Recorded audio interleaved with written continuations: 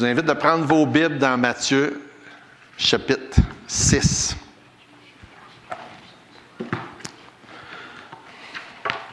Si vous étiez là la semaine passée, vous vous souvenez peut-être, pas nécessairement, là, parce que moi, je me souviens pas si loin que ça. J'ai parlé avec quelqu'un tantôt, j'ai dit, c'est la première fois qu'on se rencontre? Il dit, non, on s'est vu au mois de juin pour la première fois. Je dis, le mois de juin, c'est trop loin pour moi. Il y a un peu de problème avec la mémoire. De plus en plus, on dirait. Je ne sais pas si c'est un signe de la vieillesse ou quoi, mais en tout cas. Ils disent que l'apnée du sommeil affecte la mémoire. Je ne sais pas si ça peut avoir un lien pour ma part. Mais en tout cas, tout ça pour dire, on est dans Matthieu chapitre 6. J'ai fait l'introduction la semaine passée. Fait que la semaine passée, j'ai mentionné comment est-ce que c'était un des passages qui me trottait dans la tête, que Dieu avait utilisé pour me parler dans les dernières semaines. Puis j'étais entre deux sujets, puis finalement, c'était l'autre. Mais là, aujourd'hui, on est dans Matthieu chapitre 6.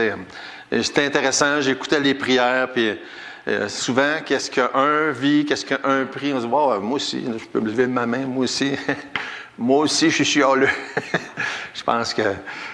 et puis, on a tous ce problème-là, je pense. Et un autre de mes problèmes qui probablement rejoint d'autres personnes, c'est le fait de s'inquiéter pour pas grand-chose. Je ne vous demanderai pas de lever votre main, mais je pense que si on le faisait, là, la plupart leveraient leurs mains et disaient « Ouais, moi aussi, j'ai un peu cette tendance-là de temps en temps. » Je dois vous avouer que depuis toujours, c'était un sujet de lutte spirituelle pour moi dans ma vie, de s'inquiéter, de s'en faire, de se préoccuper. Mettez le mot que vous voulez dans ça, il y en a plusieurs qu'on pourrait mettre. Et ça m'est arrivé souvent que j'ai fallu que je me mette à genoux et demander à Dieu de l'aide pour ça. Et je peux vous le dire publiquement, il le fait.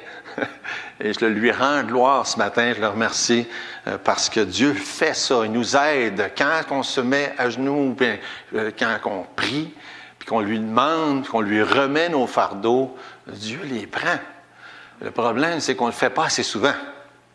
Fait qu'on est dans Matthieu chapitre 6 et comme je vous ai mentionné la semaine passée, c'était un matin pendant mes vacances, dans ma lecture journalière que j'étais rendu là. Puis, ce matin-là, j'avais besoin de ça, comme ça m'arrive souvent d'avoir besoin de ça.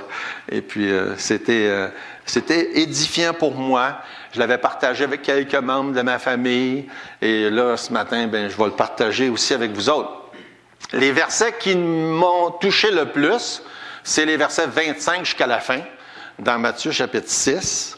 On va se concentrer en grande partie là-dessus, mais c'est intéressant de constater que tout le chapitre au complet est fait pour mener à ça. Quand on est dans Matthieu chapitre 6, puis qu'on arrive au dernier verset, ça dit « Ne vous inquiétez donc pas ». Puis quand on sait la construction des phrases, quand il y a un mot comme « donc », c'est toujours pour faire référence à ce qui a été dit avant.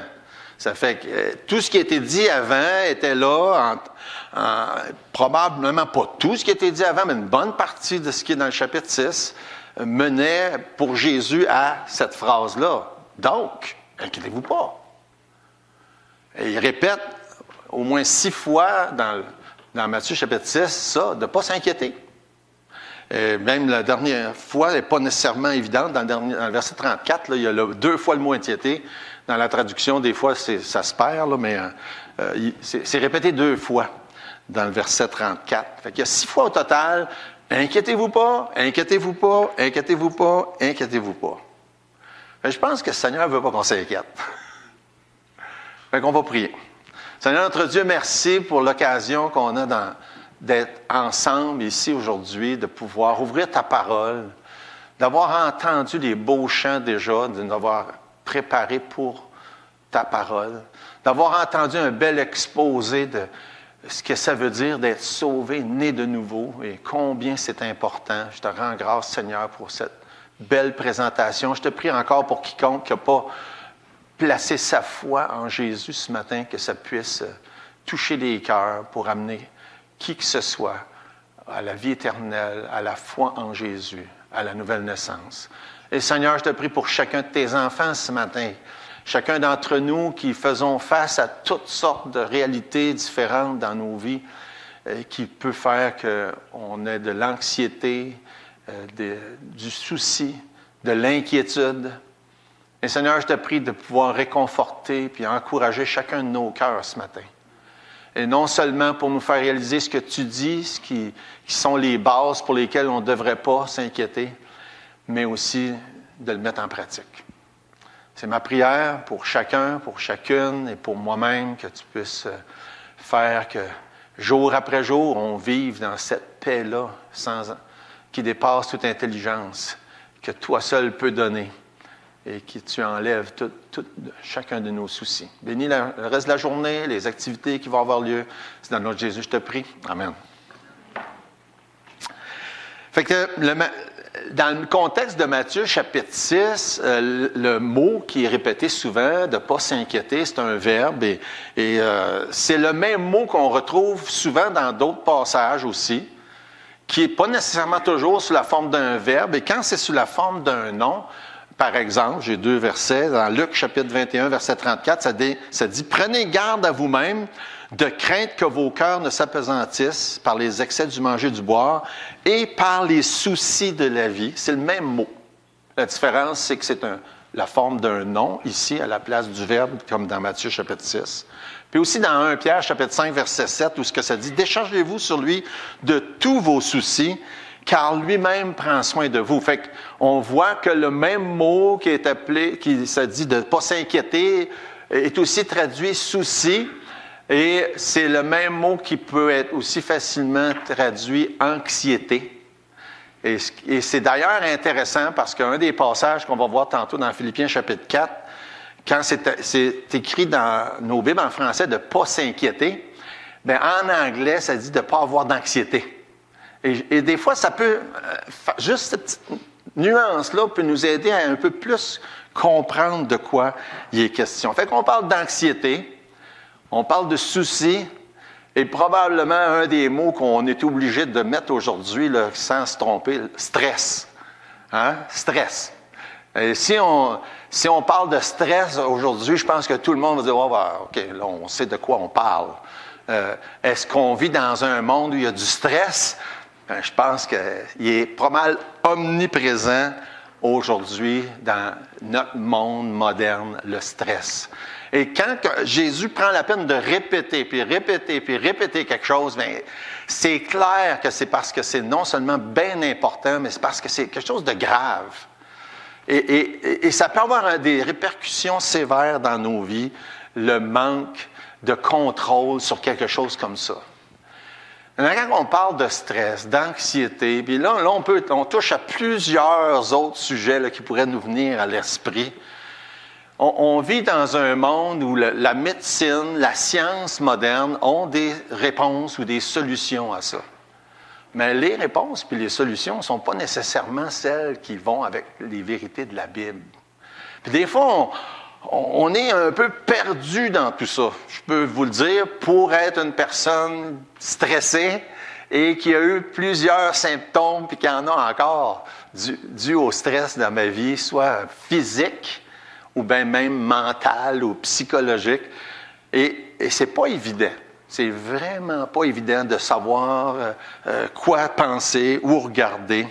Fait que souvent, ben, la médecine offre de la médication qui règle une partie des symptômes, hein? Mais comme vous savez, il ne règle pas les problèmes. Fait que là, on est en train d'essayer de jongler avec tout ça. Mais moi, je suis convaincu d'une chose, puis je le vis, c'est qu'en grande partie et prioritairement, c'est un problème spirituel. Et des fois, on perd de vue qu'une grande partie du stress, de l'anxiété, de tout le reste, c'est d'abord et avant tout un problème spirituel. Fait que la Bible en parle de tout ça. Et il y a des solutions pour ça. La Bible nous enseigne des principes. Puis là, moi, quand je vous dis que j'ai expérimenté, puis j'expérimente encore, là, insomnie, hypertension, arythmie, maux de dos, maux d'estomac,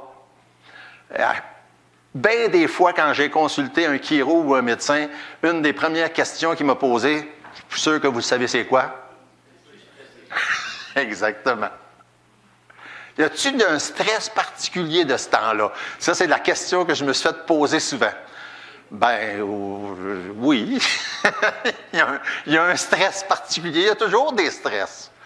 Fait que les médecins, les professionnels de la santé, ils sont au courant de ça, qu'il y a un lien entre l'anxiété, les inquiétudes, le stress, et puis les différents problèmes qu'on peut expérimenter. Puis comme je vous l'ai dit, je les ai pas mal tous expérimentés, puis une bonne partie les expérimente encore. La question est, c'est qu'est-ce que je fais avec ça? Je peux prendre des médicaments, mais j'en prends. Je prends des médicaments, je ne vous les nommerai pas toutes, là, mais pour mon estomac, pour mon arythmie, pour ma tension artérielle. Mais ça, c'est juste des symptômes. Ça ne règle pas les problèmes. Si c'est une question d'anxiété, d'inquiétude, de stress, les médicaments ne régleront pas ça. Fait qu'on va se concentrer sur la dernière partie du chapitre. Et puis, en même temps, mon but, c'est qu'est-ce que Dieu dit sur le sujet? Hein? Ça, c'est la première chose. Puis, qu'est-ce que je peux faire? Hein? C'est deux bonnes questions ce matin. Qu'est-ce que Dieu dit sur le sujet, puis qu'est-ce que je peux faire? Donc, on a déjà lu le verset 34. Je ne suis pas sûr qu'on l'a lu, en tout cas, on en a parlé, on va le lire. « Ne vous inquiétez donc pas du lendemain, car le lendemain aura soin de lui-même. À chaque jour suffit sa peine. » Ce verset-là, à lui seul, contient tellement de choses qui peuvent nous aider dans notre vie de tous les jours. Et c'est pas pour rien que ce verset-là est connu de beaucoup de personnes. Moi, personnellement, là, ça fait des années que je médite ce verset-là et je peux vous assurer d'une chose. Ça a été d'un très, très, très grand réconfort. Et j'espère que vous pouvez dire la même chose. C'est un très, très, très grand réconfort. Et il y a des choses là-dedans, au point de vue pratique, de quoi faire. Comme quand on se couche le soir, puis que les hamsters tournent. Hein? Vous connaissez ça? On se couche le soir, puis le hamster tourne. Puis là, le hamster, s'il tourne trop vite, on n'est pas capable de dormir. Puis là, de se retourner vers la parole de Dieu, de dire, attends un peu, là. Je n'ai pas besoin de m'inquiéter pour demain. Demain, c'est demain. Asseoir, c'est asseoir. Puis, écoute, je ne vous raconterai pas les dizaines puis les centaines de fois puis de manières que j'ai retourné ça dans ma tête pour recevoir de Dieu cette paix-là puis ce réconfort-là qu'on a besoin quand ça vient le temps. Mais ça a été, puis ce l'est encore, un grand, grand réconfort. J'espère que vous pouvez dire la même chose. Si vous demandez ce matin, puis on ne fera pas le tour, là, mais qu'est-ce qui vous préoccupe? Ça serait probablement, il y aurait pas mal une étendue de sujets variés. Hein? Je vais en nommer quelques-uns, la solitude, l'argent, les besoins. Quelques-uns vont dire peut-être les changements climatiques, la vie de couple, les enfants, ma carrière. Puis, je vais rajouter une des premières choses qui est question dans le chapitre, qui probablement serait numéro 1 ou très proche de la chose la plus importante pour les jeunes, puis aussi pour les moins jeunes. Qu'est-ce que les autres pensent de moi? Parce que ça, c'est la première chose qui parle dans le chapitre. Qu'est-ce que les autres pensent de moi? Comment je suis perçu par les autres? Et vous savez très bien qu'au moment où on se parle, quand tout est calculé en termes de nombre d'amis puis de nombre de j'aime qui est cliqué sur les réseaux, c'est parce que ce sujet-là est important. Hein? Qu'est-ce que les autres pensent de moi? Et Dieu, il commence avec ce sujet-là dans le début du chapitre 6. Fait que c'est ça qu'on va commencer avec, nous autres aussi. Verset 1. Gardez-vous de pratiquer votre justice devant les hommes pour en être vu. Il dit, si tu penses que ce que les autres pensent de toi est plus important que ce que Dieu pense de toi, ça va pas bien. C'est ça que ça dit. Quand tu pratiques ta relation avec Dieu, ce que tu vis à tous les jours, si tu le fais parce que tu penses que c'est important, qu'est-ce que les autres vont voir, là, ça ne marche pas bien. Gardez-vous, c'est ça qu'il dit. Gardez-vous de faire des choses pour que, regardons ça, s'il est spirituel, lui. Puis, on peut rire en disant ça, mais le danger il est réel. Hein? D'être vraiment préoccupé par qu'est-ce que les autres pensent dans ma relation avec Dieu. Ça devrait être la dernière chose dans nos pensées. C'est pas important qu'est-ce que les autres pensent. Qu'est-ce que Dieu pense? Puis Dieu, la différence, c'est que lui, il le voit. On ne peut pas lui faire croire à rien. Il sait comment est-ce qu'on est. On a beau bien paraître devant les autres. Dieu, il sait que c'est pas vrai quand c'est pas vrai. C'est pas pour rien qu'il parle à plusieurs reprises dans ce contexte-là de l'hypocrisie. L'hypocrisie, c'est de montrer devant les autres qu'est-ce qui n'est pas la réalité. Il y a bien des manières qu'on pourrait décrire l'hypocrisie, là, mais c'est ça. Faire à croire, faire semblant. Gardez-vous de pratiquer votre justice devant les hommes pour en être vus. Autrement, vous n'aurez point de récompense auprès de votre Père qui est dans les cieux. La seule récompense que tu as, c'est les « Oh, wow, c'est-tu beau de le voir? Hein? » C'est ça ta récompense. N'a pas d'autre. La seule récompense, c'est qu'est-ce que les autres pensent. Vous et moi, là, ça ne vaut pas bien la peine. Hein? Avoir eu combien les pouces en l'air, puis les thumbs up, les likes. Ah, j'ai eu 20 likes pour qu'est-ce que j'ai mis. Vous savez, on est sur YouTube à cette heure, puis je vais voir le nombre de personnes qui écoutent les messages, puis de temps en temps, je check. Ah ben, il y a eu 3 likes, moi, là, mon message. Hein? Yes! Hein? Le danger est là, de porter attention à ça. Hein? Puis quand il y a des mauvais commentaires, là, ça dérange. Mais si c'est pour ça qu'on fait ça, ça ne marche pas. Ça ne donne rien. Ça ne donne absolument rien. Si on s'inquiète de ce que les autres pensent, de ce que notre relation avec Dieu a l'air, on a manqué carrément. Il dit, inquiétez-vous pas de ça. Ensuite, au verset 2, il dit, quand tu donnes, fait qu'il donne quelques exemples. Hein? Il donne quelques exemples. La première chose, c'est, quand tu donnes, hein? Inquiète-toi pas ce que les autres pensent. Oh, yes! Vous avez les télétons, un gros chèque de 18 pouces par 6 pieds de long en avant. Un tel, une telle a donné tant d'argent pour la cause. Hein? On ne fera jamais ça dans l'Église. Mais vous savez, il y a des gens qui donnent, qui font, on ne met pas un chèque en avant, mais qui peuvent le faire pour être vus.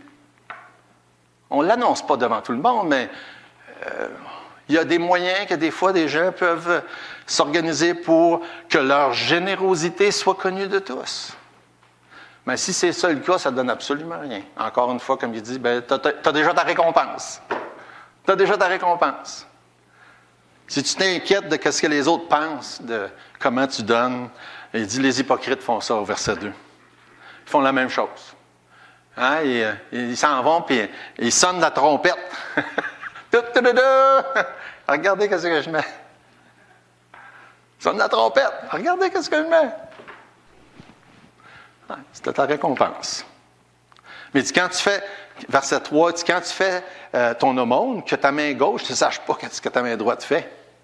Puis ça, c'est vraiment comme un genre de proverbe à l'époque, juste pour dire, regarde, on fait ça là, d'une manière où ça passe inaperçu. Ta main gauche, je ne sais pas ce que ta main droite fait. C'est une drôle d'expression quand on pense à ça. Là. Hein? On ne fait pas ça pour être vu. Ce n'est pas ça le but. Ça ne devrait jamais nous préoccuper. Jamais, jamais, jamais. Fait qu'il donne l'exemple de qu'est-ce qu'on donne. Puis il y a des exemples dans la Bible, probablement dans les Actes des Apôtres, les meilleurs exemples qu'on n'a pas, là, c'est dans le chapitre 4 et 5. Il y a Joseph, qui est Barnabas, qui donne. C'est vu de tout le monde. Okay? Ça, c'est intéressant. Hein?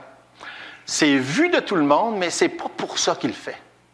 Et ça, c'est intéressant de constater. Le point, ce n'est pas que ça soit vu. Le point, c'est pourquoi on le fait.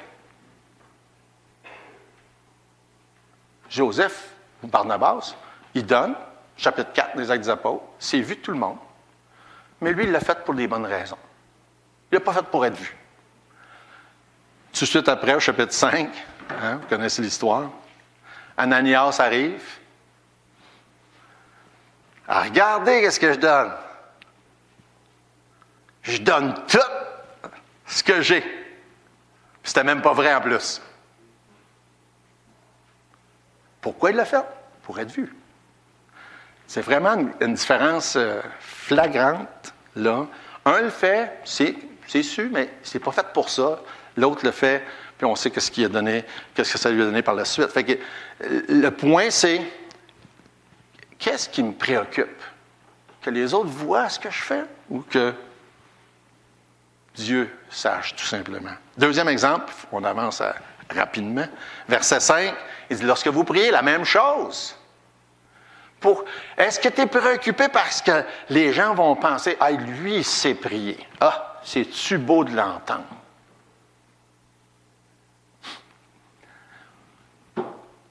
Est-ce que c'est important? Qu'est-ce que les autres pensent? Des fois, la prière, premièrement, puis Jésus se sert dans ce contexte-là, puis on n'aura certainement pas le temps de regarder à ça, mais Jésus enseigne c'est quoi la prière, comment ça fonctionne, etc. Puis il nous montre que la prière, en grande partie, puis premièrement, là, c'est privé, c'est tout seul. Ça, c'est la prière, en général. Et de temps en temps, dans les cultes, oui, on prie en public, mais ça, c'est juste une minime, une infime partie de la prière. La prière, c'est jour après jour, chez nous tout seul. Puis quand on prie en public, c'est simplement une réflexion de ce qui se passe chez nous tout seul. Mais si la prière en public, là, c'est ça, hein? Moi, je prie une fois par semaine quand je viens à l'église puis que je me lève debout devant tout le monde.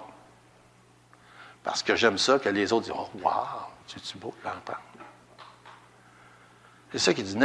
Préoccupe-toi pas, inquiète-toi pas de ce que les autres pensent, sur ce que tu donnes, sur comment tu pries. Puis le prochain exemple, c'est quand tu jeûnes. Ça va tout dans le même sens, là.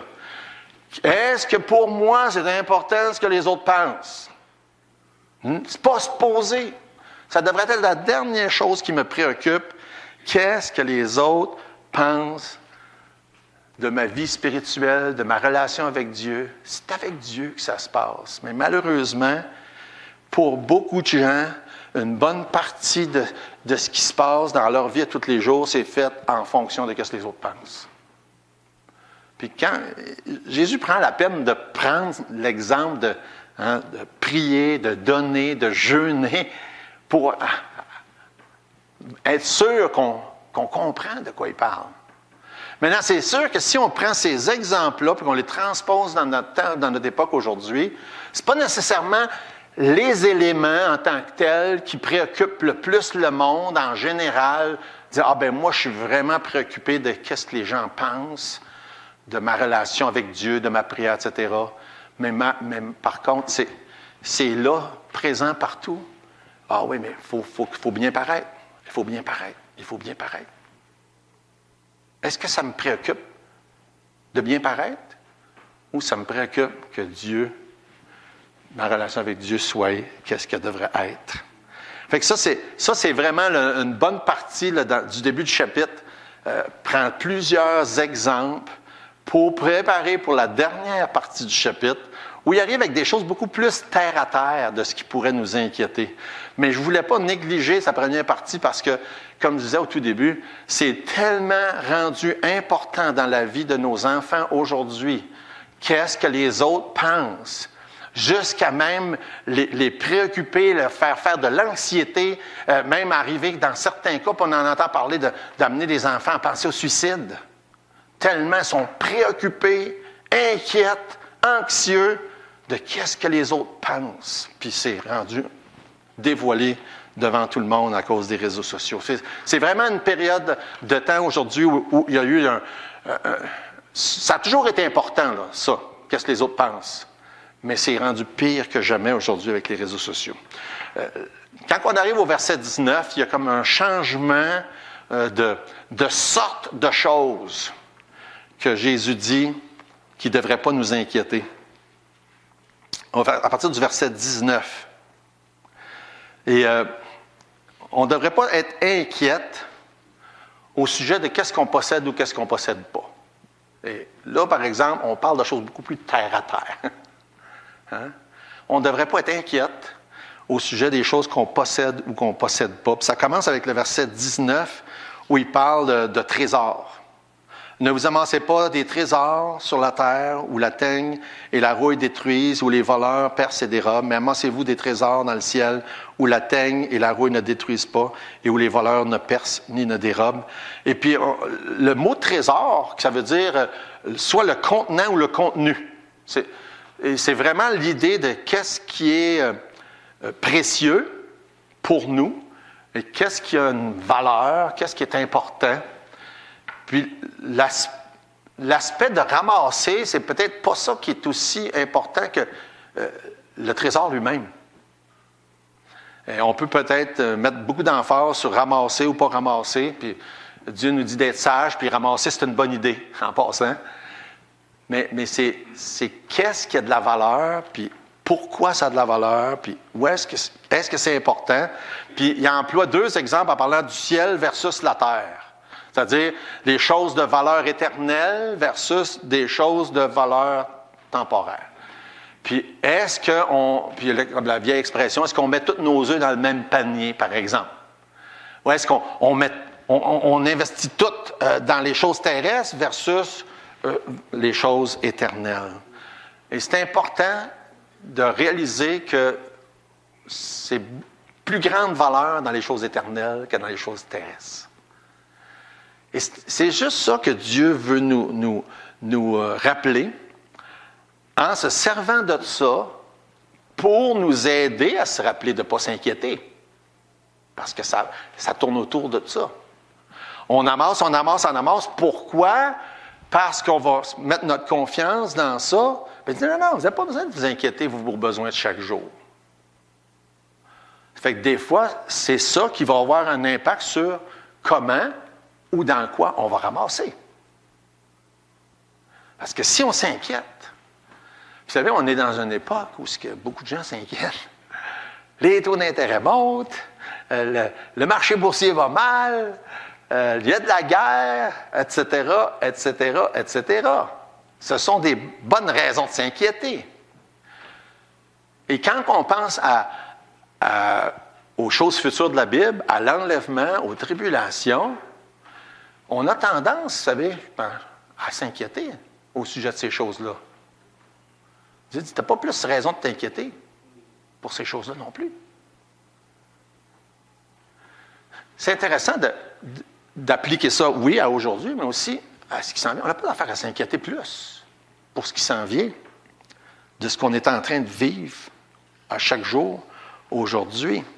Fait qu'en parlant du trésor, il sert ça comme exemple pour nous amener à dire, hey, écoute, t'as un peu, inquiète-toi pas. Inquiète-toi pas. Verset 25. En tout cas, on va. Verset 21, on va juste lire vite parce que car là où sera ton trésor, là aussi sera ton cœur. Puis là, verset 25, c'est pourquoi je vous dis, ne vous inquiétez pas pour votre vie de ce que vous mangerez, ni pour votre corps de quoi vous serez vêtus. Et là, tout ce qu'il vient de dire avant, là, il dit, c'est pourquoi je vous dis ça. Là où est-ce que tu vas avoir ton trésor, là aussi va être ton cœur. Puis, il sert de ça au verset 24, il dit, regarde, si vraiment là, tu es juste en train de focusser sur tes biens matériels ici-bas sur la terre, bien, c'est parce que c'est ça qui est ton Dieu. Ça va loin, là. Ça va loin.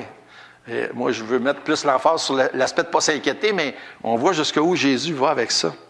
Donc, verset 25, c'est pourquoi je vous dis, ne vous inquiétez pas pour votre vie de ce que vous mangerez, pour votre corps de quoi vous serez vêtus. La vie n'est-elle pas plus que la nourriture et le corps plus que le vêtement? Dieu dit, faites-moi confiance. Puis là, il donne des exemples. Il donne des exemples. Il parle des oiseaux, il parle de l'herbe. Je trouve ça tellement intéressant, les exemples qu'il donne. Verset 26, regardez les oiseaux du ciel. Les autres, ils ne se battent pas avec les semences. Hein? Ils n'ont pas des greniers pour ramasser tous les grains. Mais pourtant, ils ne manquent pas de nourriture. Il dit, si je suis capable de m'occuper des oiseaux, pensez-vous que je ne suis pas capable de m'occuper de vous autres? Commencez à vous inquiéter. Ah, je sais que vous savez tout ça, là. Hein, c'est pas la première fois que vous entendez ça, mais c'est une bonne question. Comment ça qu'on s'inquiète? Après ça, il dit, verset 28, « Pourquoi vous inquiétez au sujet du vêtement? Considérez comment croissent les lys des champs, ne travaillent ni ne filent. Cependant, je vous dis que Salomon, même dans toute sa gloire, n'a pas été vêtu comme l'un d'eux. » Hey, c'est tout un exemple. Salomon, écoute, la Bible nous décrit en détail la splendeur et la gloire de Salomon. Il dit, lui-même n'a pas été habillé aussi bien que les lys des champs. Comment ça qu'on s'inquiète? Qu'est-ce qu'on va avoir de l'air? Comment qu'on. Hey, je vais. Hein? Lundi matin, le cadran sonne, prends ma douche, je m'en vais au travail dans pas longtemps. Qu'est-ce qu'il va porter le matin? Hey, ça, c'est tout qu'une inquiétude. Non, mais c'est sérieux, là. Tu sais, quand on y pense, là, quand on s'arrête à réfléchir à ça, pas dire, c'est tout qu'un problème. Tu sais. Pour certaines personnes, c'est un vrai problème. Un vrai sujet d'anxiété. Tu dis, inquiétez-vous donc pas pour ça. Inquiétez-vous donc pas pour ça. Faites confiance. Verset 30, il dit, « Si Dieu revêt ainsi l'herbe des champs qui existe aujourd'hui et qui demain sera jetée au four, ne vous vêtira-t-il pas à plus forte raison? » Puis il rajoute, à l'après, « gens de peu de foi. » C'est vrai, cela, là. C'est pas juste des belles phrases en l'air. C'est Jésus qui parle. Il dit, pensez-y un peu. Pensez-y un peu. C'est juste une question de foi. Faire confiance à Dieu. Pouvoir se coucher le soir et dire, regarde, OK, j'ai 64 ans, je ne me rappelle pas combien de jours, je ne vous dirai pas, là. Jusqu'à aujourd'hui, hein, je me couche ce soir, Dieu a pourvu à mes besoins. Demain, il va pourvoir encore. Je n'ai pas besoin de m'inquiéter. Pas besoin de m'inquiéter. Un des sujets qui préoccupe beaucoup, vous savez, ce n'est pas une liste exhaustive. Hein, dans Matthieu chapitre 6, mais il dit ne pas s'inquiéter de rien. Fait que, on ne s'inquiète de rien. Mais au verset 27, il y a un sujet, ça couvre bien des sujets, là, mais il y a un sujet qui est comme sous-entendu, là, c'est la santé. Parce qu'il dit, « Qui de vous, par ses inquiétudes, peut ajouter une coudée à sa vie? » Il dit, est-ce qu'on peut faire quelque chose qui va améliorer notre santé ou notre longévité par ses inquiétudes? Hein? Ça, c'est le genre de question là, que la réponse est dans la question. Hein? C'est une question rhétorique. Est-ce qu'on peut ajouter des jours à notre vie, rallonger notre vie, notre qualité de vie par nos inquiétudes? La réponse est simple, c'est non. Hein? C'est le contraire. C'est le contraire. Je pense que tout le monde sait ça. Hein? Nos inquiétudes peuvent raccourcir notre vie, puis peuvent diminuer notre qualité de vie. C'est la réalité. Vous savez ça, puis moi je sais ça. On peut bien manger, on peut se soigner, on peut faire ce que les médecins nous recommandent, faire de l'exercice. Mais si on s'inquiète, ça ne va pas améliorer rien. Quand on a fait, qu'est-ce qu'on pense qu'on devrait faire? Il faut tout simplement remettre sa vie dans les mains du Seigneur. Mais s'il y a un sujet qui préoccupe, puis qui inquiète, puis qui produit de l'anxiété, c'est bien la santé. Nos petits bobos qui me font, en tout cas, chialer. Ah, puis il y a ci, puis il y a ça. Puis qu'est-ce qui va se passer? Puis au moindre symptôme, on est inquiète. Ça ne donne rien. Ça ne donne absolument rien, au contraire. C'est certainement un des exemples les plus flagrants parce que il y a beaucoup de choses dans notre vie où est-ce qu'on pourrait avoir, OK, ben si je fais ça, il va y avoir tel résultat. Mais quand on parle, par exemple, de cancer ou d'autres, il y a beaucoup de choses qu'on peut faire, il y a beaucoup de choses qu'on ne peut rien faire. Je parle, par exemple, des maladies héréditaires. Et on peut facilement réaliser à ce moment-là que c'est vraiment ça uniquement dans les mains de Dieu. Il n'y a rien d'autre. Oui, il y a certainement des traitements qu'on peut faire, puis si on peut les faire, puis on veut les faire, c'est correct, c'est pas un problème. Mais ultimement, on sait que c'est vraiment dans les mains de Dieu. Et même si on s'inquiéterait, ça ne changera rien. Rien, rien, rien, rien, rien, rien, rien. Il faut lui faire confiance. Il faut se ramener à ces promesses-là, comme le verset 27, le verset 34. C'est, OK, Seigneur, tu me dis ça dans ta parole, j'y crois, je te fais confiance. Puis c'est pas juste une fois que ça prend, parce que je peux vous dire par expérience, ça peut être des dizaines et des centaines de fois à le faire et à le refaire et à le refaire. Verset 33.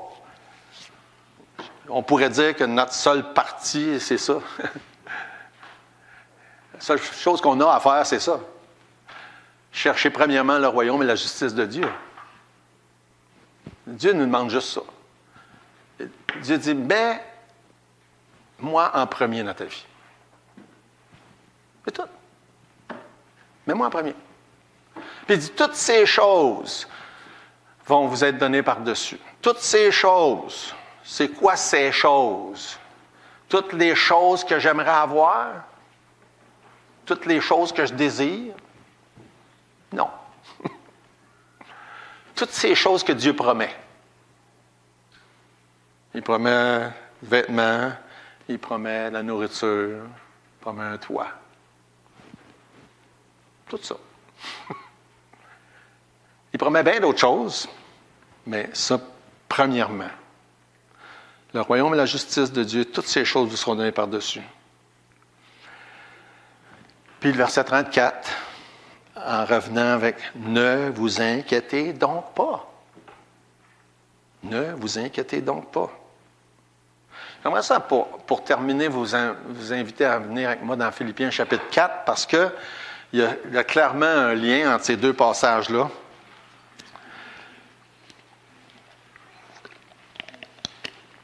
Il parle exactement de la même chose. Versets 6 et 7. Ne vous inquiétez de rien, mais en toute chose, faites connaître vos besoins par des prières, des supplications avec des actions de grâce. Et la paix de Dieu qui surpasse toute intelligence gardera vos cœurs et vos pensées en Jésus-Christ. Et ce verset-là nous dit quoi faire puis quoi pas faire. J'aime ça, moi. J'aime quand c'est simple comme ça. Inquiète-toi pas, prie. Inquiète-toi pas, prie à la place. C'est ça que ça veut dire. Plus tu t'inquiètes, plus tu as besoin de prier. Plus tu pries, moins tu vas t'inquiéter. C'est vraiment catégorique comme ça. Plus tu t'inquiètes, plus tu as besoin de prier. Et plus tu pries, moins tu vas t'inquiéter. Prie pour tout, puis inquiète-toi pour rien. Alors, on pourrait continuer de même, là, redire plusieurs petites phrases clés pour nous aider, pour nous encourager à faire qu'est-ce que Dieu dit qu'on devrait faire. Il nous explique comment ça marche, puis il nous dit qu'est-ce qu'on devrait faire. Inquiète-toi pas pour rien. C'est pas compliqué, c'est ça qu'il dit. Et comme je l'ai mentionné, le verset 27, de méditer sur ce que ça dit dans ce verset-là. Est-ce que mes inquiétudes vont changer quelque chose? Je pourrais même pas vous dire combien de fois je me suis couché avec cette pensée-là dans la tête, en me répétant cette pensée-là. Est-ce que mon inquiétude va changer quelque chose? La réponse, c'est non. Elle va empirer mon état, là, mais à part de ça, rien. Est-ce que mes inquiétudes peuvent améliorer la situation? Non. Pourquoi je m'inquiète?